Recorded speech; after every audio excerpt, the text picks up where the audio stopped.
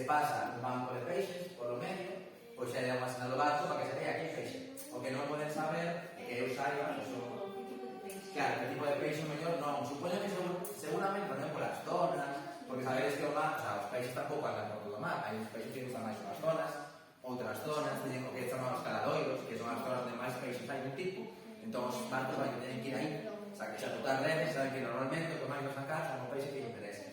Pero unha tecnoloxía que se diga exactamente o que hai debaixo, creo que polo de agora non hai. Pero bueno, seguiremos traballando, se tú temos sitios para que exista un... Tamén hai unha cousa que os barcos, cando están a pescar, teñen que decir o que pescan, vale? O sea, teñen que como informar sobre o que sacan. Entón, esta cámara o que lles axuda é xa que teñen que facer, además, facémoslo ben. Estimamos o